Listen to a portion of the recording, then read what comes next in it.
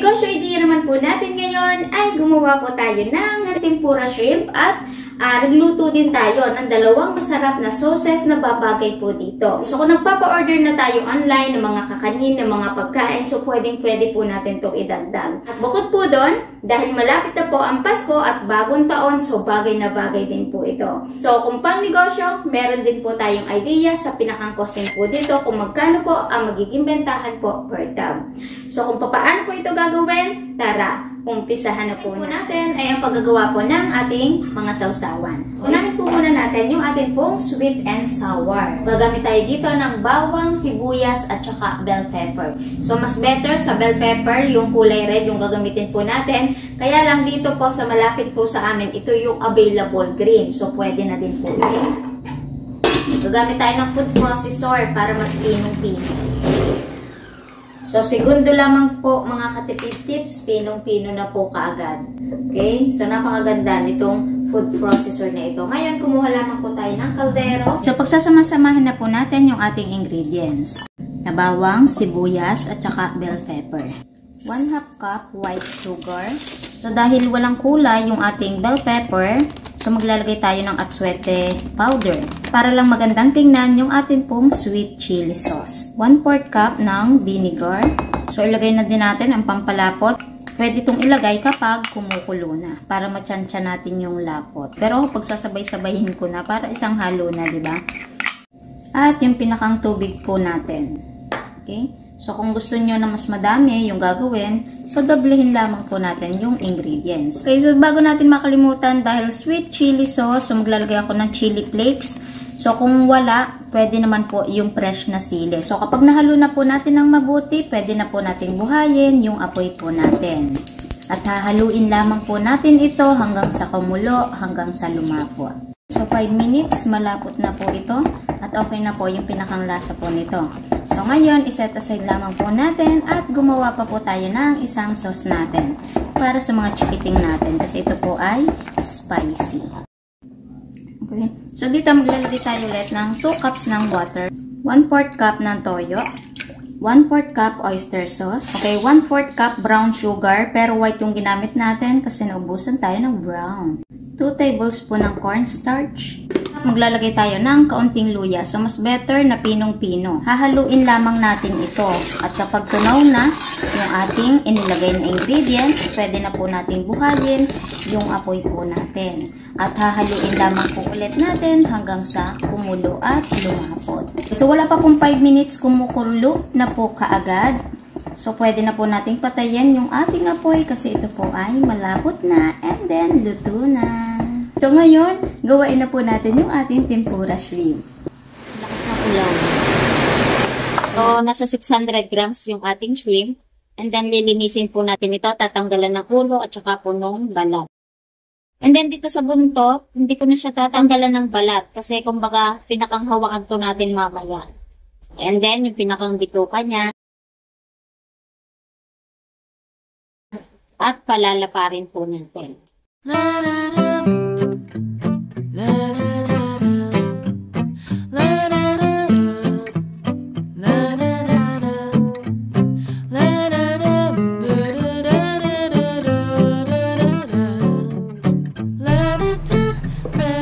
Maglalagay lang tayo dito ng asin.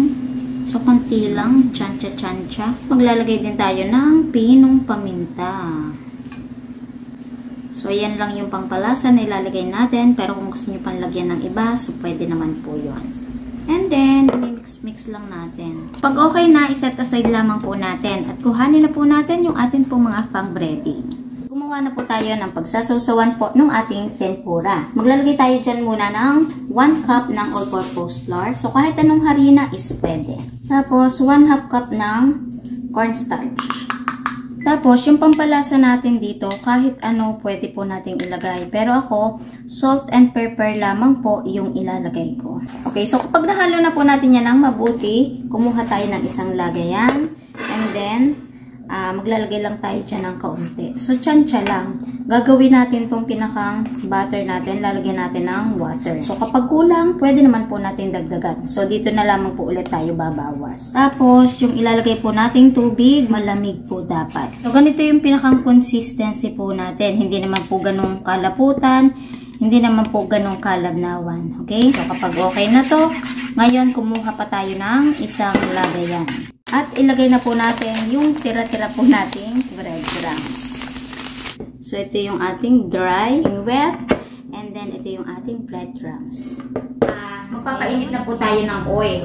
Kasi pagka-dip po ng ating shrimp is idediretso na din po natin dito sa kawali. Mas maganda, mas madami yung oil po natin. Para maganda po yung kapit, yung pinaka-coating po natin dun sa ating pong shrimp. So, kung sanay kayo, pwede kayong gumamit ng chopstick. So, hindi ako sanay.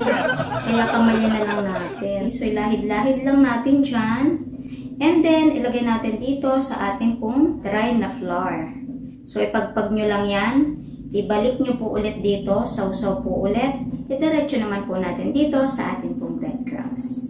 Pwede i-press-press nyo yan para mas kumapit ng ayos. Ang laking tingnan nito mga katipid tips kasi diba, pinalapad natin yung ating shrimp. Init ka na ba?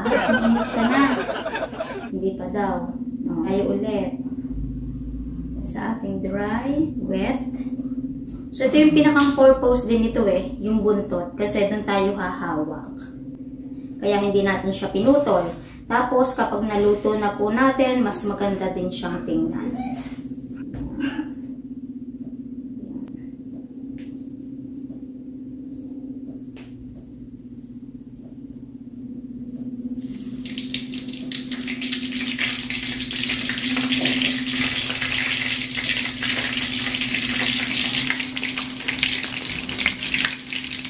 Kapag hindi pa siya masyadong nagba-brown yung pinakang-coating, huwag na muna natin gagalawin. Para yung pinakang-coating po natin, hindi po matanggal doon sa ating pang-shrimp. Diba? Ang ganda ng pagkakaluto mga katipid tips. So, tuwid na tuwid yan. Kasi minasage natin kanina. Lulutuin ko lamang po lahat and then magbabalik po tayo. After manluto, inilagay ko na po siya sa packaging. Okay, so pwede itong ipa-order online. Kung halimbawa sa microwavable tab nyo din po ilalagay, yung gagamitin po nating size ay 750 ml. Kasi dito sa 500 ml, hindi po siya kakasya. Mas better na merong lettuce para buhay na buhay naman po yung tempura shrimp natin. So ngayon, tikman na po natin ito para may idea tayo sa lasa at kung babagay po ba yung pinakang sauce po natin dito. Kasi meron talagang sauce, yung tempura shrimp, hindi ko lang siya nagawa kasi wala akong ingredients. So kung anong meron ako dito sa bahay, so yun po yung ginawa ko. So ito yung kagandahan, kaya iniwan natin yung balat ng buntot para merong hawakan, para magandang tingnan, di ba?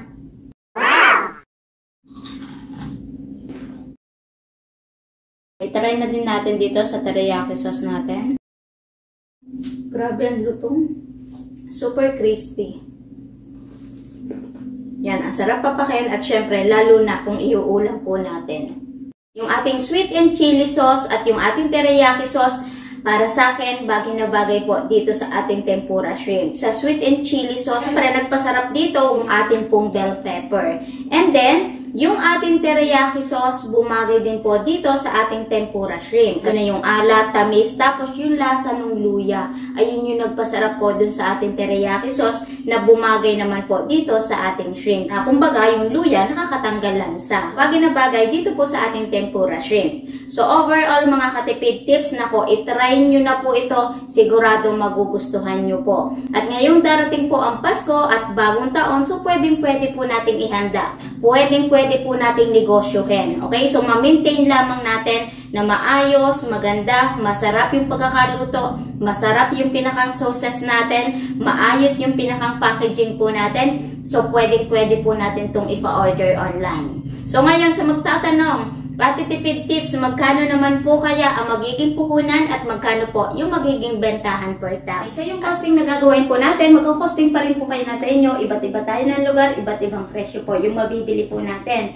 So dito, bibigyan ko lamang po kayo ng mabilisang costing dito po sa ating tempura shrimp. Okay, so umpisahan na po natin mismo sa tempura shrimp po natin. Nasa 600 grams at 20 pieces. at nagkakahalaga po ng 330 pesos. At yung presyo niya per kilo ay 499. So kapag shrimp, talagang sa supermarket po ako bumibili, sa SM Supermarket. So para sa akin, saktong-sakto yung timbang. Yung sa palengke, feeling ko, pati yung pinakang tubig na titimbang. So kung gagawin natin to, so depende na po sa atin. Kung saan tayo, tingin natin makakamura, palengke or supermarket. So kapag i-divide po natin yon sa 20 pieces, may puhunan po na 16.5 po kada isang shrimp. So sa size naman po ng ating shrimp, nakadepende na po sa atin. Okay, so depende po yun sa magiging presyo po natin, magiging bentahan po natin. Puting natin yung ginamit nating flour, 8 pesos, cornstarch, 4 pesos. Sa inilagay nating tubig, salt, and pepper, sabihin na po natin na 5 pesos kasi tigka-kaunti lang naman po yung inilagay po natin. So medyo labis pa po yun. So, yung breadcrumbs, sabihin na natin na 20 pesos yung nagamit po natin dito pero labis pa po yun. Yan, total po lahat ay 37.20.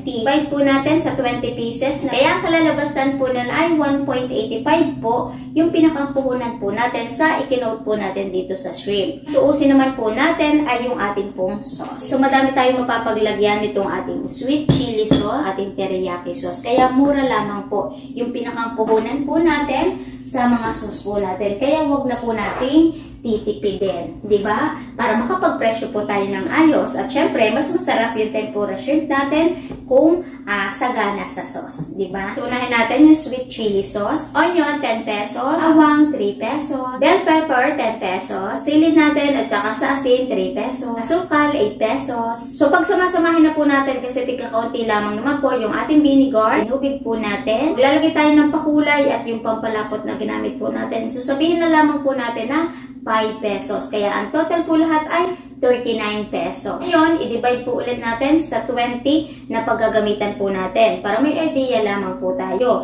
So, ang kalalabasan po nun, 1.95 po yung pinakang puhunan po kada sauce na isasama po natin. So, natuusin naman po natin ay yung ating pong teriyaki sauce. Tubig, at saka oyster sauce, at saka yung toyo. So, sabihin na po natin ng 15 pesos. Sukal po natin, 4 pesos. Cornstarch, at saka luya, 5 pesos. Kaya ang total po lahat ay 24 pesos lamang po yung pinakang puhunan po natin dito. I-divide po natin sa 20 pieces na ginawa po nating shrimp.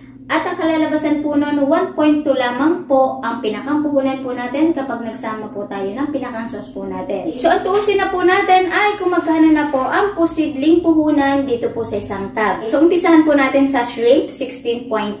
Mag-plus na tayo dito ng pinakang coating po natin, 1.85. Kaya ang kalalabasan po nun, ang puhunan kada isang shrimp ay 18.35. Ngayon, i-times 4 po natin kasi 4 po ang nakalagay sa isang tab. At ang kalalabasan po nun, 73.4 yung pinakang puhunan sa shrimp. So, mag-plus na din po tayo ng sauce po natin. Sabihin na po natin na tig 2 pesos yung pinakang sauce na isasama po natin, pero labis pa po yon. So, 4 pesos po yon. Sa packaging po natin, isang tab, 2 sauce cup, maglalagay tayo ng sticker. So, sabihin na po natin na 10 pesos. Kaya ang total po ng puhunan dito ay 83.4 kada isang tab. Ngayon, sabihin na po natin na 90 pesos yung pinakang puhunan po natin. Para meron po tayong labas na 6.6 kada isang tab. Para po yon sa isang tab, yung pinakang labor natin, nung niluto na po natin, nagsama-sama na po natin dito para hindi lang po ganun kahaba yung pinakang video po natin. So, 90 pesos po yung pinakang puhunan po natin dito. So, yung pagpipresyo, nakadepende pa rin po sa atin. So, ito pwede nating ibenta ng 120, 130 hanggang 150 pesos. Pwede ko itong ibenta ng 130 pesos. Kapag minus po yung puhunan, so posible pa po tayong tumubo ng 40 pesos po kada isang tab.